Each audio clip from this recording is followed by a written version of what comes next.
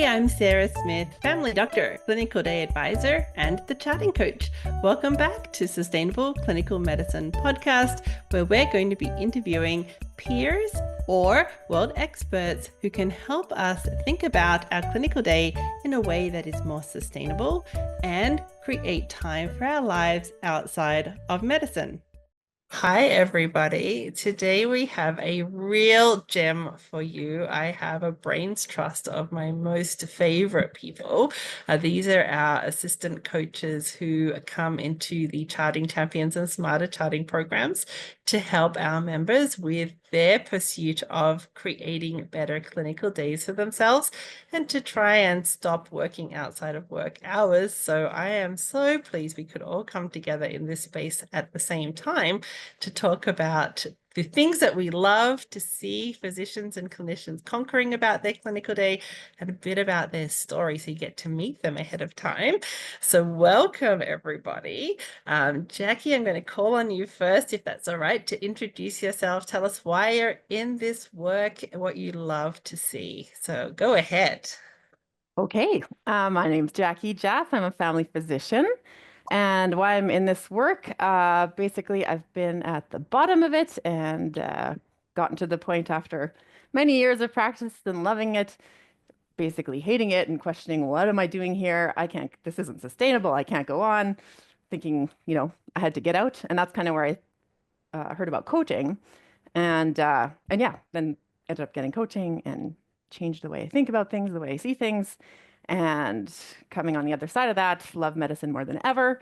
And yeah, don't want to do coaching to get away from medicine, but rather to keep others from leaving something that they are amazing at and could still love again. So yeah, that's kind of that.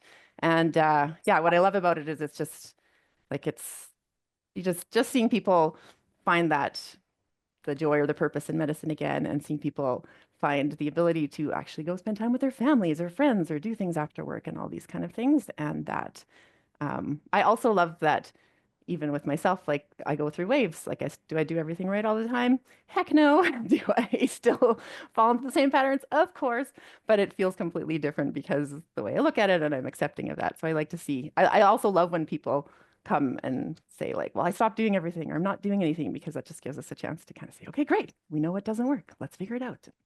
And to see them kind of on the other side of that, I guess there's a big old run on answer. Beautiful. Love it. No, that's really helpful. Thank you. Very good. We can hear your passion and joy. So that's wonderful. Milene, welcome. Thank you. Hey. I'm Milene Argo. I'm an internist. I'm in Athens, Georgia. And so what keeps me coaching? I think when I found coaching, I was burned out and I didn't know it. And my 40-hour-a-week job was taking up about 65 hours. And I was able to, through coaching, to make some changes that gave me back some time. And I was able to reconnect with all the different parts of me. And I really love seeing physicians leave medicine for a part of each day and have them really be able to connect with their family, their hobbies, their downtime, the other things that make them human. And it feels like such a privilege to walk that journey with them. And just to be with them, to have them sort of figure out what's not working and what changes can they make within medicine in order to enjoy this practice and all the hard work and the determination and the drive that they've had. And if I could give that back to just one person, that just feels so meaningful. Beautiful. Love that. Thank you. And Noelle, hello and welcome. Thanks. Thanks for having me. So what brought me to this work was probably almost a level of despair after 15 years or so of like the stamina to do it the same way harder. Like day after day, I was so convinced. And looking back, it's kind of fantastic to have that amount of stamina day after day, like really thinking you can nail your clinical day and it's going to be different today.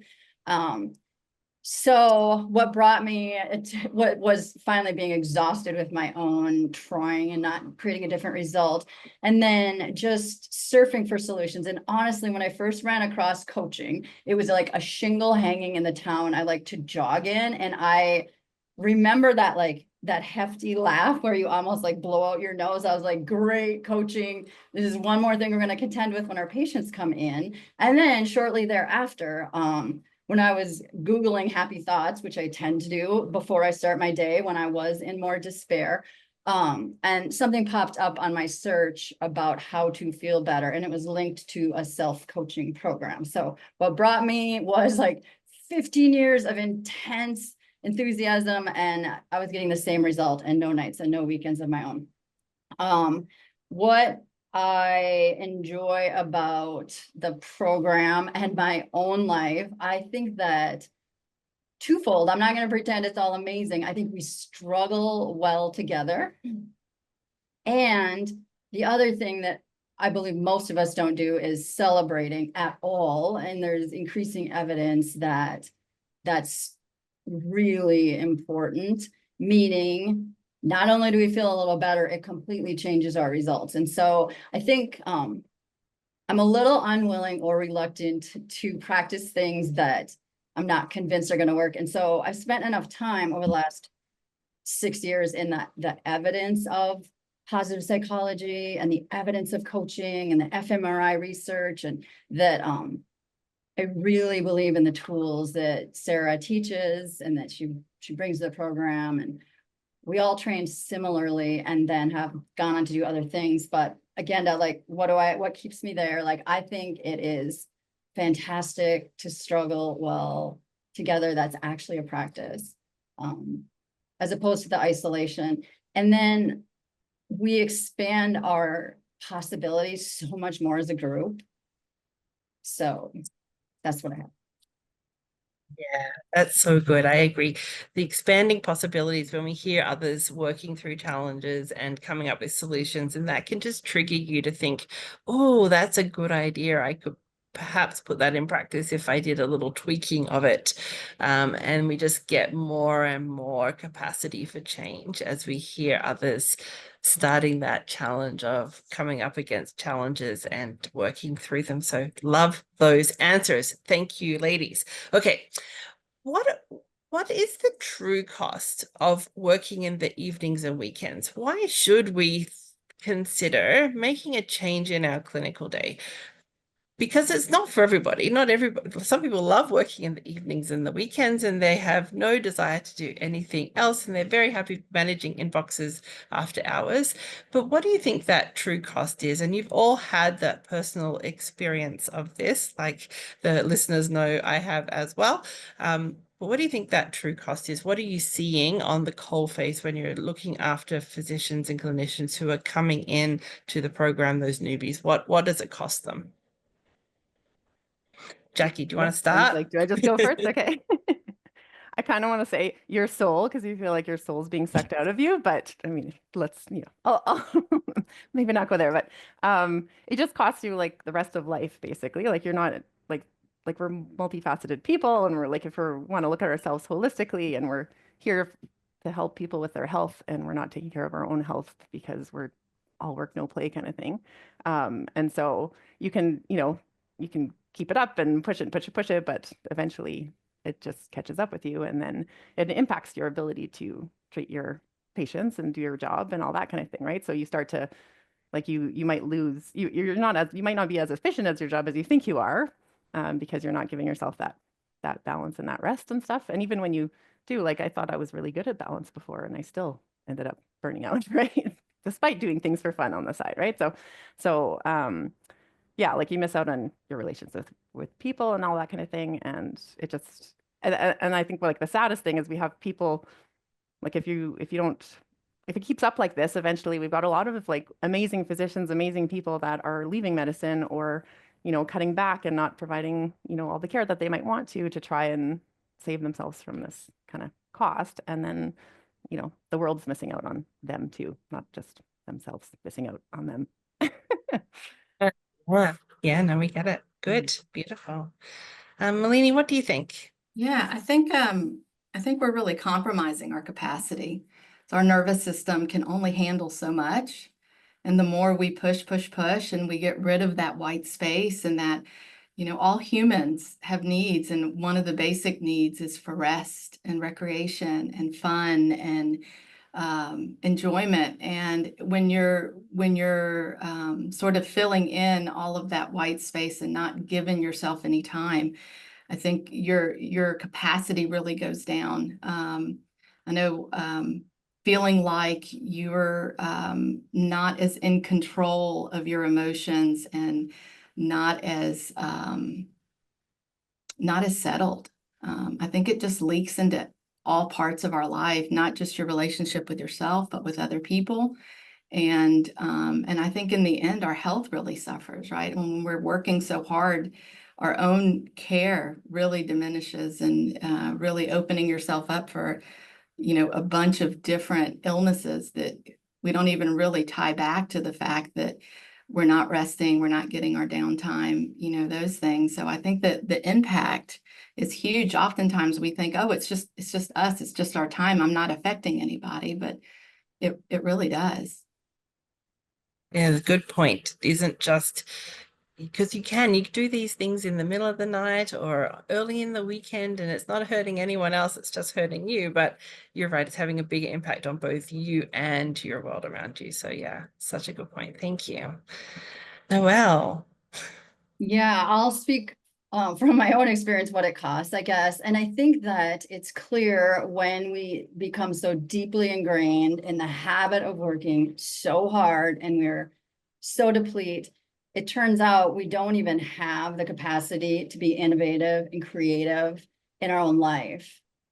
And so it just becomes so normalized that we're in this endless survival mode that we don't even see what is possible for ourselves. So the freedom, peace, and belonging that can occur outside of the container of your habitual process. I think I picture it sometimes like a periscope coming out of the water, and some teachers teach at like cognitive agility, meaning are you in the weeds all the time, or do you have the capacity to come up and look around? And I think we stay in the weeds so much. So the cost is we almost don't even allow ourselves to really feel into, think about what we're missing because we're trying so hard to get through it. And I love how you started, because you said something about, many people are okay with their day the way it is. And those aren't the people who are looking for us. And they really might be later. Like, I think when we're so deeply in survival mode, we can't even raise our hand to say, like, help. And so, yeah, that's my thoughts. Perfect. Thank you. Hey, sorry to interrupt this podcast episode, but I wanted to let you know about Backlog Buddies. Backlog Buddies is back up and running, and for the month of June, we have Backlog Buddies sessions for just $10. That's right. You can come and join a Backlog Buddies session to help you get that backlog done as fast as possible. Every time you join a Backlog Buddies session in June, you go in the draw to win a year's supply of Backlog Buddies sessions. I look forward to seeing you there. All right. You said something earlier, Noelle, about celebrating ourselves. I think it was you. And I know that for many of us, we hit the day and we're feeling frustrated or rushed or guilty for leaving patients waiting. We're just having a miserable existence within our day, not all of the day, right? But for a lot of the day, we might be going through with feelings of guilt or shame that we haven't got to that inbox, or guilt that we're keeping a patient waiting, or feeling rushed, or feeling frustrated, or having entitled patients who request millions of things from us. And we feel like we may have maybe failing, if that's a word. That so we're coming at this from what is a typical experience for a clinical day if we're just getting to react to the day without that stepping back and thinking about us too within the day. You said something about celebrating ourselves, and that's a skill set that we can sometimes see developing within the physicians that we're working with. tell us that something about that piece, about whether it's talking about the frustration of the day, or how do we start to celebrate ourselves or change the narrative about our clinical day? Do you want to start, Noelle? Yeah. So many of us have such a clear outcome goal or arrival goal. Like, I'll be happy when all my charts are done and my basket is empty. And even if it's not explicit, of course, our negativity bias is going to migrate to that part that remains. And so it doesn't come naturally to set process goals for ourselves. And so we are kind of left with, and also this sounds frivolous. So until you like really dig into why it matters, why bother, right? And so what does it cost you? And it's called identity capital, like when we're willing to pause and say what went well with our day. And if you're willing to have a bookend where you set intention and reflection. And so for instance, picking your average day and saying, I do an HPI on a third of the charts and making that where what your minimum baseline for celebrating, like I'm gonna shoot for that rather than even having a stretch at all. And so it comes from like defining, I guess, where you're at now. There's a million ways to do it. This is what I have found to be effective, is to look at where you are now. And then it is part of the beauty of having these programs is, as much as I know the evidence, do I have it stack it with brushing my teeth every night? No, like the 3 things that went well. However, if you don't make it a practice, it's of course not going to happen. And so understanding that it actually changes outcomes, because what it does is it redefines you by what you're doing right, instead of the automatic, natural, what we all do is defining ourselves. And so it becomes like, rather than a to-do, like a to-be. Okay, I like that. So it's got that that slice of, I know for sure I can guilt myself at any moment as a physician, or as a mom or as a human. I can tell myself why I didn't handle things well or why everything's going wrong. But just that taking a moment somewhere in your day, a mini practice of, no, it's not all wrong. What is what else is true about, and then just giving that little bit of a new narrative of, you know what, I nailed a third of my HPIs today. That is good. Or I created something good, or a good interaction today. And it can have that positive shift in your mindset. I like that. All right, who's next? I'll go. I would say that just recognizing that that is the default, not just for you, but for everybody, the negativity bias, because I know I didn't know all this until I started coaching, is that our brains really do focus on the negative.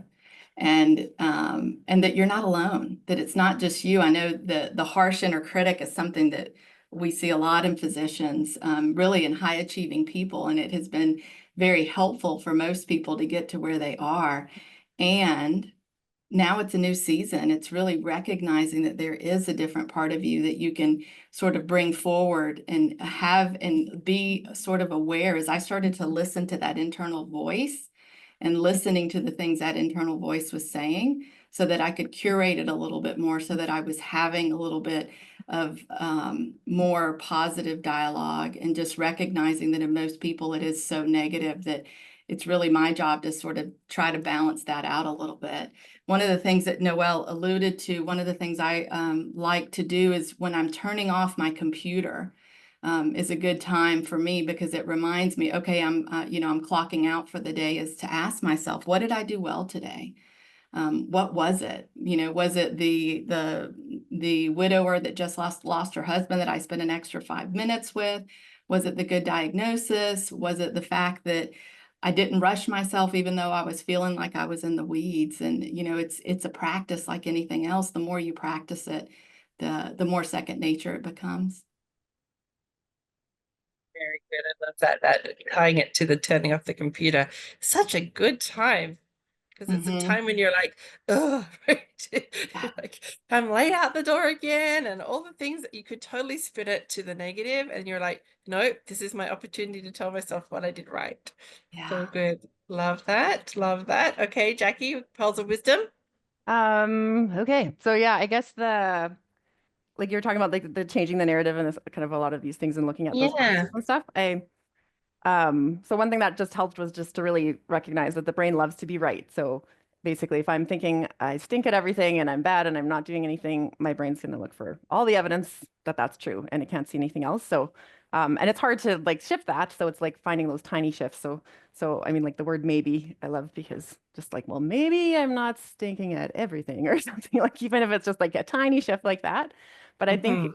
even before that, and probably like the very first thing that ever made a difference, like that I learned from, coaching and stuff, was just when you talked about that day where you go and you're feeling frustrated right at the get-go and you're feeling guilty and you see that, name on the chart, on the schedule, and your heart sinks and all that kind of stuff. Like one of the biggest thing was just like taking that second, moment, minute, whatever, to just acknowledge that you're feeling that way. And just kind of give yourself that compassion, like you would give to a colleague or something, like, hey, yeah, this sucks, hang in there, like, or you've got this, or I see that you're feeling this way. And just that, like, hand on the door about to go into that visit where you're just like feeling crushed already before you start, like just take that. That's the first thing that I did the first day after I had seen a coaching doc, and that already made a huge difference, just to be like, okay, this is just for now, not forever. Or like, okay, yeah, this is really hard, but you can do hard things, or like any of those kind of things, right? Like that, just taking that minute sometimes to just recognize and give yourself that little like, okay, here you go. Takes you down, like it took me anyways, down out of that kind of lizard brain, like I can't do this kind of thing. And then once that happens, then I can open up a little bit more to try and shift some of those thoughts a little bit and kind of think, okay, what could I do well? And with like, just one more thing about the goals kind of thing is yeah, like we tend to be perfectionist types, and we want to, this is what the perfect thing should look like. I should finish at this time, all my charts done, and it has to be all this. And so it's pretty daunting to start that when you're thinking like, this is everywhere. I have to do all of this starting now. But we're humans, that's never gonna happen to start now doing everything. So just thinking about like the worst week ever when it's a full moon and you've been on call and you have all the neediest of needy patients, and the TikTok trend has been asking people for, like, everybody thinks they have all the diseases, and anyways, whatever, and you're exhausted and the kids are sick, whatever. And on the very worst week ever, like, what's the thing that you're 90% sure that you could change or do on that week, and start with that. So say, like, I like to dumb everything down. So dumb it down to what's Yes. really simple, and then that's what you start with, and then build up kind of thing. So Beautiful. Yeah, that process of change, that we can take this in teeny tiny steps and that we can do it a little bit by little bit. We do not have to tackle the whole thing at once. I love that. That's excellent. Let's talk about that day when you are running half an hour behind. It happens to us all, okay? Even us charting coaches. We have those days where we're just, for whatever reason, we have got to that point that we're not running on time today. Okay. Now you might have an experience right now in your body. It could feel rushed or frazzled or guilty. You'll have your own flavor of how you feel when this is happening. So you can probably feel that sitting on your body somewhere right now. Okay. I want to just hear from the coaches either how you handle that moment, or some pearls of wisdom, or things that your physician colleagues, clients have tried when that is happening. So it's not necessarily the strategy for how you're going to handle this next patient. It's for you. This is you. How are you going to look after yourself in that moment so that you can proceed, even though for your brain, this is a crisis moment? All right. Anyone want to pick up that burden? Anyone feeling it? I'll pick it up. Okay. Thanks, Milene. I think I'll talk to Milene pre-coaching, thought that it was only me. Again, it's like, oh, this, something must be wrong. Someone must have scheduled somebody wrong. This is too hard. This is too complex. And post-coaching, recognizing that what we're dealing with is very complex patients with a lot of uncertainty, that this is going to happen. And it happens to all physicians. And it's not a good physician, bad physician. It's just the fact of being a physician that we are going to have days where there's things that are unpredictable, that are going to run us behind. And recognizing what that internal dialogue is, when my internal dialogue would go to loom and doom and rush, and it's almost all the resistance that's there, like, this is impossible, I'm never going to get through this, and My old brain used to try to figure out what went wrong. And now I know that it's just the way life is. And just being with myself and really calming myself down like you talk to a friend, this is okay. One of my mottos in clinic is I don't know when, I don't know how, but I always catch up. And it is true. Sometimes it's not till 5:30, it's not till the end of the day, but it leaves just a little bit of mystery there. And it also reminds me that I'm not in control. I didn't cause this. And, just to be here and just tell myself, do the best you can, and then just move on. And keep it simple. Usually when I'm running that far behind, I try to really sort of zoom out a little bit and try to keep the visit as simple as possible. Yeah. Okay. So it's that internal calming, bit of compassion for yourself. You didn't do this intentionally. And how can I continue forward and simplify things as I go forward? Love it. Okay. Noelle, do you want to take it up next? Yeah, if you all could see me right now, I'm totally smirking because emotional regulation is not my favorite thing. So, and when we talk about that, we are usually meaning, do you resist, react, avoid, or do you really good at processing your emotions? And I for sure am awesome at resisting, reacting, and avoiding. So, really, the day I learned that breath control is emotion control, that's about all I truly can say I practice on the regular, and it's a breath. That's it. And I will say, like, the sentences that help me are actually, they don't necessarily help anybody else, but I try to stay conscious and deliberate. And I sometimes use negative framing. So I will remind myself that I'm not going to do this to me again, meaning, because I know where it goes when I start getting amped up. Like, you started this question, I think, with how do we feel? And I felt the amp coming because I had a really hard week. And my results weren't even average for me. They were way off the chart in the undesired direction. So, and I think what is different than before is like taking that breath and reminding myself I'm not going to do that to me, meaning you're going to stay on your game as best you can right now.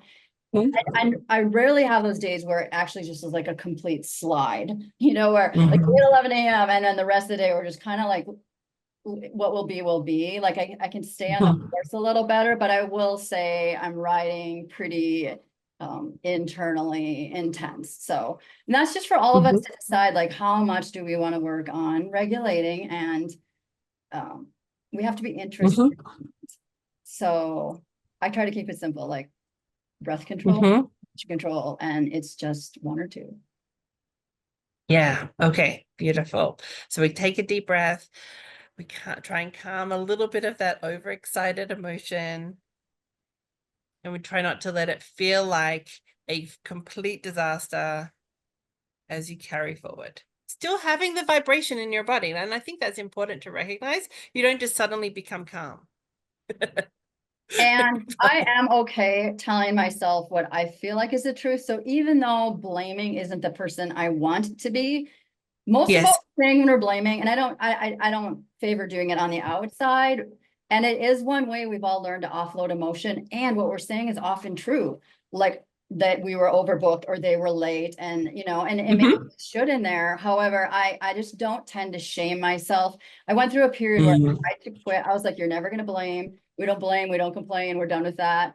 And it was so exhausting to just like, this is frustration to feel it. So I want to that it is actually a regulating tool. I'm not advocating for it, but I also don't want to pretend that I'm different than I am what's going on in the inside. That's No, absolutely. I think this is important to say. The emotions are still there.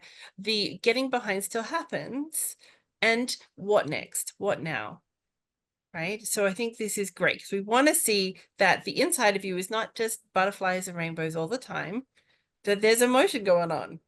And then how do we proceed with that? So that's really helpful. Thanks, Noelle. I really like that. Okay, Jackie, let's hear you. Okay. I love this question because it used to, I'm like notoriously behind all the time, and I'm still behind lots of the time. And this week has been extra bad for being behind. But the pre-coaching version of me versus the 2.0 me, like it feels completely different. It still sucks, but it's completely different. So you both already talked about the self-compassion piece, which is always like that first thing. And there's different ways to do that. But anyways, that's one of the things, is just like letting yourself feel it first. But what's really helped is recognizing the choice, like you still have control, because you feel so out of control when that's happening. You feel like, well, you go in and the person comes and you talk for, most of the visit about something. And then they said, okay, I also wanted to bring up this crushing chest pain, radiating down my left arm, and, and you're, already over. And now you're like, well, now I have to deal with this. And you kind of get, I was getting to the point where it was just like, I don't even, I'm not even showing my compassion for this patient, because I'm too much thinking like, I can't even do this anymore. Now I have to do this. So recognizing that it's still like my choice to stay in there and spend that extra time, and I actually want to, because I don't have to stay in and deal with the chest pain, but I don't really like the consequences of not staying and dealing with the chest pain. So I don't have to do any of this stuff. I don't have to wear clothes when I leave the house, but I don't, I like the consequences. I don't like the consequences of not doing so. So kind of looking at things that way, that it's me who's choosing to stay in that room longer with the patient, because I could say no and send them away or whatever. So that part helps. Thinking about too that, so like when I do run behind, or I go on this one visit and I take a longer time, I come out and it's like, well, yeah, I took longer because I meant to. And I have patients that will say sometimes, oh, sorry, I took your time. It's like, hey, my time's on me. I chose to be in here longer. Don't worry about it, kind of thing, which feels totally different. So that, like, before it would have been like this rushed, like, failure, guilt, like panic. Now everything's the whole day is gonna spiral down, and the next patient's gonna be worse. And no, all that kind of stuff. And then I feel guilty for the next patient waiting, so I'd give them more time, and it just snowballed into this huge craziness. So the other part is coming out and being like, okay, that's done, and now this is a new visit, and this is a visit that's booked for 15 minutes, and I'm gonna start again fresh on this visit. This is my 15-minute visit, kind of thing, rather than thinking, well, now it's all gone to hell, and here we go, kind of thing. So yeah, I don't know. I could talk for 3 hours on that, but that's okay. That's good. good. Yeah. I ran behind a couple of times this week, and they were, the social, usually for me, it's a social dilemma that needs to be teased out, assess risk, decide what's going to happen, figure out the resource to set this person up with. And I'm choosing to spend that extra time because I need to gather the things I need to gather to assess for safety. So I'm running behind. And I mentioned to husband today, I was running behind in the middle of my morning. He's like, well, you know how to catch up. I'm like, oh, that's interesting. That his hearing me talk about my clinical day for years and years, and how, the whole transition of change and the whole coaching, and now helping physicians and thousands of hours of coaching others. He's like, you know how to catch up. And I'm like, yeah, that's in essence what I did to navigate the next 4. Like, after I've had these 3 in a row of side balls, curveballs thrown at you, and then you're doing something different. I've now got 4 people in front of me, and I'm like, I know how to do this. My brain just has taught myself this sentence of, I know how to do this. I can figure this out. I will proceed with the next person. Like Milene said, I'll keep it simple where I can. I'll keep choosing what I will do in the consultations. I don't have to take on that and get overwhelmed by it. I can learn where to focus, even when I'm feeling on the inside a little bit more emotional turmoil than I would normally have in a day. And I'm like, and he just says to me, oh, you can handle that. I'm like, that's such, yeah. So interesting for him to have just said that back to me. I'm like, wow, okay, I can handle that. I can catch up. I'm like, well, I kind of did. I was, because the girls in the team room were like, how did you get here so quickly? You were 4 behind. I'm like, they're done. It's like, no big deal. It's that we have the physical and human experience. The emotion comes up. You can feel that old patterns of brain saying, oh no, you're behind. It's all gone to, your slippery slope. This is a terrible day. That all comes up still, but it doesn't have to overwhelm you. You can have that ability to learn those skills of, now what? Just stepping back and saying, now what? What are we going to do with this? We're 4 patients behind. We're, so many minutes behind. Now what? What are we doing? And that ability to, so you can see 4 different approaches. Yeah. And everybody's having a different experience of clinical medicine. And that's what I wanted to bring you here today, is that brain's trust of, we're all human. We're all still in practice. we're all having a different experience of clinical medicine, but the actual nuts and bolts of things might still happen to us, like the running behind, like the patients who give you a curveball at the end of the consultation that doesn't just go away. Okay. Before we end, I wanted to ask you each if there's something that you wanted to leave as a message for our listeners. So something that would be an encouragement, some pearl of wisdom, something you're seeing frequently that you'd like to talk about. So anything that would be a message for the listeners who are really in that either early stages or contemplating, how do I make this sustainable for me? How do I make medicine something that I could maybe enjoy more or do differently when I feel trapped or stuck in where I am? So anybody ready? Anyone want to take over that question? I can go. I mean, this is pretty simple, but like you're not alone. Like I think just that part, like you feel so alone. And then I think a lot of times, even with the coaching calls, people don't want to lift their hands up because they don't want to, you don't want to show that vulnerability and show that like people are embarrassed about like, this is my backlog number. This is how many charts I've done, or I haven't done this, or like you hear so many times like, okay, this is really bad, but this is what I've done. And it's like, it's not bad. It just is like, and you're not alone. And when you come on and anyone who's comes and coaches, there's always someone commenting like, oh, me too, same thing, right? Like, so, and I think it's so helpful to just for us to talk about it and be open about it and show that vulnerability because yeah, like if you think everybody's got their poop together because we're in this, social media shows everybody's all good and happy and everything's okay, then, you feel like completely alone. So I think it's just so important to talk about it and share it and just know you're not alone. And like, you're going to keep messing up stuff because we're human. We're going to keep doing that. And we all do that, even if we preach this stuff all day long, go home and do the same thing, so it's just important. I don't know, just that. Yeah. Yeah, get connected with someone, talk about it, get some advice, get some perspective, get some validation of what you're going through. So important. Thanks, Jackie. Perfect. Milene, what do you think? Yeah, I just want to let them in on a little secret, and that's that medicine's broken.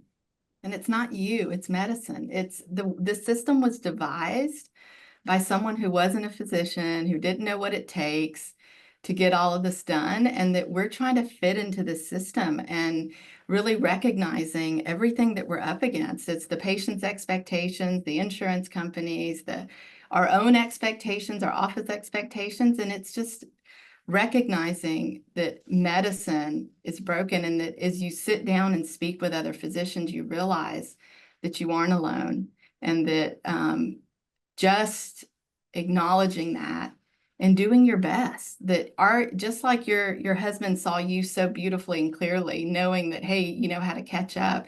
Do you know how to do this job? And and our patients see us clearly. They see how hard you're working. And then just to remind them of that medicine is really broken. It's not us. And just do your best and sort of forget the rest. I love that. Love that. Thank you. Noelle. Yeah. Well, I don't have any secrets. I think if we can really see the gravity of the math problem that has developed in medicine, we can all see there's a math problem. There's really only so much efficiency that we can create without having some kind of collateral damage elsewhere in our life. And so while we're changing the system, I think it's really this idea of honoring your awesomeness right now. When you like look at your partners, your friends, Sarah, how much has been required to get to where we are, and not just doing, but like the being again, the values that you have carried to get here. And you might be in a season now where you want to execute differently on your values. But the idea of wanting and honoring what you have, like your own awesomeness, so that you have space to honor what you don't yet have, this just isn't frivolous to give some attention and love to what you've created already. So wanting what you have such that you can want what you don't yet have. It sounds weird and it really matters. It really is just a gratitude practice, but that idea of going all the way back to when this was a dream, where you are now. And you're in the middle of a math problem that we're all figuring out together. But I just think we keep skipping that part for when this was your dream. And if we can just savor little bits of it. And sometimes it requires doing that with someone else to actually take the time to do it. So I just want to honor anybody listening. We know how hard, if we pause, like how hard we've worked to do the right thing. And we might just be choosing to execute a little differently on those same values in this season. There we go. Love that. Thank you. Yes, acknowledging that we're up against a big ask. We're up against always asking to do more and give of more of ourselves, and then making choices within that. Yeah, absolutely. Thank you. Thank you, Brains Trust. Jackie, yes. Sorry, I just want to say one more thing about that. But it was Yeah. at one of the conferences, that PIPE conference, they presented that study that showed to do all your primary care, it would take 27 hours a day kind of thing. Anyways, but the Yes. conclusion at the end, and I just love this line, and I keep this in my head all the time, is that we're doing an impossible job impossibly well. So I just really liked that phrase. Find it helpful. Wow. Yeah, That's good. beautiful. But I didn't make it up. No, but thanks for passing it along. I think that's really valuable. And don't sacrifice all of you, to do this impossible task, because you're important. You are important, and you are worth the figuring it out, worth figuring out, how can I make this sustainable for me? So thank you, Brains Trust. You can meet these beautiful ladies, these amazing assistant coaches within the program. So I encourage you, if you're interested in learning from them directly, come on in. We'd love to have you. And thank you so much for being here. Wonderful, wonderful Brains Trust. I value you, and so do all of the people listening. So thank you so much. Have a wonderful rest of the day and week, everybody. Thank you. Thank you. Bye. Bye-bye. Hey, if you found this podcast episode helpful, I would encourage you to like and subscribe. Every time you do, you help a colleague or friend find our podcast, and it can help them too. Don't forget to share it along with your friends. If you're looking for extra help, don't forget we have Charting Champions for physicians and Smarter Charting for nurse practitioners and other clinicians to help you get home with your work done. We are helping you create sustainable clinical medicine. Thanks for listening.